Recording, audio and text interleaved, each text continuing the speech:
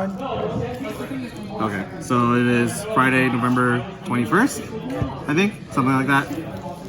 And 22nd, thank you. And this is just the latest Orcust build that I've been playing. That I feel like this has been one of the better competitive seasons that I've had. And I just wanted to go over the deck profile, just to sort of talk about the deck. So 3 Orcust Nightmare, 3 Harpour, 2 Skeleton, 2 Brass, 1 Wand, and 1 Gizmic. The reason for these ratios is because Orcust has gone to a point now where playing multiple returns is good. Like, you want to be able to draw, like, aside from just drawing cards, it's a good way to get your Orcust cards in the graveyard safely, as well as baiting out certain hand traps or certain negates. So I feel like this has been the best ratio that I've been working with, and I don't think I would change anything about it going forward. We have 3 Mathematicians, Armageddon Knight, and the Gruffer. Scrap Recycler, I used to also play 3 Scrap Recyclers in addition to this, but the problem that I had with Scrap Recycler was that I didn't realize soon enough was that there can be only 1 by itself, and it's weaker if it's hit by a hand trap, whereas if these are hidden by a hand trap, it's not too bad, especially the Mathematicians. Plus, they're not as weak. Not that that's really come up, but in addition, they're not very good they're good in the late game, but the problem is you don't want to see them too much, especially now that the deck is drawing so much. You don't want to have to open so many normal summons that, like, turn after turn you're just doing normal summons and you don't have any extenders. So I feel like this has been the best ratio to go with. Debatably, you could throw in 1 Scrap Recycler just to have that flexibility, but even if I threw in that Scrap Recycler, I would probably just end up siding it out anyway. So I've been liking that ratio. And then 3 Ash Blossom, because right now Ash Blossom is the best card, the best hand trap in the format right now, only tied with Infirm. For spells, we have the 1 Babble, standard, 1 Rhoda, 1 Foolish, 1 Upstart. Upstart with 40 makes it 39 cards. 3 Callback Grave. This card's been in and out of the deck a lot. It was in basically with the loss of Nightmare Mermaid. I used to run 3 Nightmare Ibly, and not seeing the Call by the Grave all the time was safe. But the problem is now that your play is super susceptible to whether or not your Armageddon Knight or your Mathematician goes off.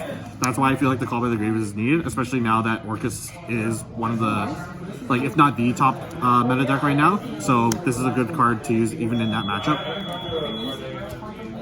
The 3 Orchestrated Returns. A lot of decks probably play 2. I just prefer to play 3 because draw power. And 3 Instant Fusions. It's one of the best extenders in the game right now. It's easy side out. They're always good targets to summon with it. Nothing much else you can say about that. For the traps, just standard. The best hand trap in the game, Imperm, and Crescendo. So the main deck is 40 cards. For the extra deck, we have 3 Galatea. I've always been playing 3 Galatea in Orcust builds, and I don't understand why people wouldn't play any less. Galatea is sort of like the middle card to go into. There's no reason, like, you would never not want to go into a Galatea, and just having access to 3 is always nice. The 2 Dingirsu and Longirsu, pretty standard. Clara Rushka. Clara Rushka has come up because I'm a bad player and I always end up opening just Harpour and, like, no other normal summons. So it's come up where I normal summon a Harpour, I attack over a small thing, main phase 2, go into Clara, and then I have the full combo from there. So I think this card is worth playing if you have the extra deck space. I do, because I'm not committing to certain cards, which I'll go into in a bit. Link Rebo, because we're playing the that dumb Brass Bombard. Nightmare Phoenix, Nightmare Unicorn. Cerberus isn't needed.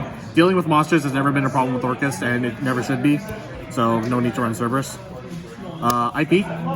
IP is probably the best new addition to this deck. A lot of people are playing IP with, like, to go into this and to go into this, as well as Chisbana. But like, I don't feel like that extra deck space needs to be committed to, especially because like Zero Boros is just a lot better than Chisbana. Like, there's no reason to run one over the other unless you're like a slow player and you're bad. Like, Zero Boros just does everything but better. I always thought about running 2 IP, but I feel like 1's good enough. A lot of the OCG lists run 2, but the main problem is just finding room for it. Like, you probably cut either Link Rebo or the Claire and Rushka, but I feel like 1's enough for what you need to do. Boral Sword, because Boral Sword is the best card, one of the best extra deck cards in the game. And then 2 instant fusion targets, that's all you ever need. And that has been my Orcust deck profile for the October 2019 ban list format, which is now November 2019.